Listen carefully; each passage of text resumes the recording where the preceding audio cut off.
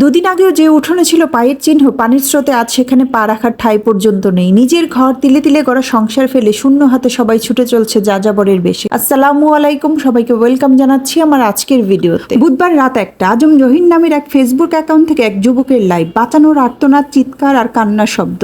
ভাই আমাগরে কেউ বাঁচান, দোতলা পর্যন্ত পানি উঠে গেছে, আমাগরে কেউ বাঁচান, কেউ কি নাই বাঁচানোর আল্লাহ। 4 মিনিট 24 সেকেন্ডের সে লাইভে পুরো ফেসবুকের পরিবেশ যেন ভারী হয়ে গেল। লাইভ চলাকালীন ছেলেটি বারবার বলছিল তার মোবাইলে চার্জ নেই, বলতে বলতেই তার যোগাযোগটি বিচ্ছিন্ন হয়ে যায়। ছেলেটিকে বা তার পরিবারকে উদ্ধার করতে আদৌ কি কেউ এসেছিল, নাকি যতক্ষণে এসেছিল ততক্ষণে ভেসে গেছে তারা না ফেরার দেশে। বন্যায় ক্ষতিগ্রস্ত এক একটা পরিবার যেন এক একটা বইয়ের গল্প, যার প্রতি পৃষ্ঠায় শুধু হাহাকার আর আর্তনাদ। এক ছেলে আর্তনাদ করে বলছে, আমার আব্বুকে রেখে এসেছি মৃত্যুর মুখে, শেষ কথা কখন হয়েছে তাও মনে নেই, অনলাইনে সাহায্যের জন্য আমি সাঁতরে রেল লাইনের কাছে এসেছি, স্রোতের পরিমাণ এত বেশি এখন আর বাড়ির দিকে যেতে পারছি না, কেউ সম্ভব হলে আমার বাড়ির পরিবারের মানুষকে বাঁচান। এরকম হাজারো আর্তনাদ ফেসবুকের পাতা জুড়ে। এতদিনের কষ্টের ঘর, হাজার স্মৃতি, কষ্টে অর্জিত জিনিসপত্র রেখে শুধুমাত্র প্রাণটা নিয়ে বেরিয়ে এসেছে কেউ কেউ। দুদিন আগেও হয়তোবা যে ঘরে বসে সুন্দর ভবিষ্যতে চিন্তা করেছে, 2 দিন পর বর্তমানে এসে সেখানে তার সুন্দর অতীতটাই নাই।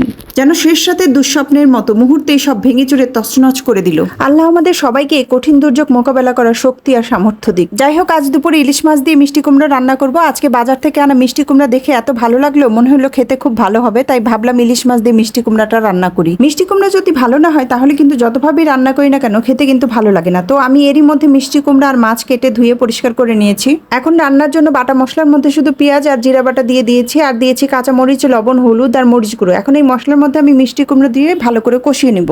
এরপর ধুয়ে রাখা সবগুলো মাছ দিয়ে ঝোলের পানি দিয়ে দিব। ইলিশ মাছ এমনিতেই খুব নরম মাছ আর খুব তাড়াতাড়ি সিদ্ধ হয়ে যায়, তাই আজ আর আলাদা করে মাছটা কষাইনি। ইলিশ মাছ তাজা হলে আমি এভাবে না ভেজে রান্না করি, এক্ষেত্রে মাছের ঝোলটা কিন্তু খেতে ভালো লাগে। উশিকাকে ড্রয়িং ক্লাস শেষ করে আনার সময় দেখলাম অনেক ছেলে মেয়ে বন্যার্তদের সহযোগিতার জন্য ত্রাণ সংগ্রহ করছে। এটা কিন্তু খুব ভালো একটা উদ্যোগ। আমরা যারা মধ্যবিত্ত তারা মনে করি আমরা কতটুকুই বা দিতে পারবো, আর এই অল্প পরিমাণ সাহায্য কিভাবেই বা দিব। আসলে আমাদের অল্প সাহায্যই হয়তো বা কারো অনেক বড় উপকার করতে পারে। আমাদের সাহায্য করার মানসিকতায় আসল, কোথায় করছি, কি পরিমাণ করছি এটা কিন্তু মূল বিষয় না। তো যাক, এখন আমি তরকারিতে মাছের ডিমটা দিয়ে দিলাম। তরকারিতে এই অবস্থায় মাছের ডিমটা দিলে ভাঙার সম্ভাবনা থাকে না। এখন আমি তরকারিটা ঢেকে অনেকক্ষণ রান্না করব। মিষ্টি কুমড়া এমন একটা সবজি যেটা মিষ্টি না লাগলে আর খেতে ভালো লাগে না। আজকের মিষ্টি কুমড়াটা যথেষ্ট মিষ্টি ছিল, এই জন্য তরকারিটা খেতেও বেশ ভালো লেগেছিল।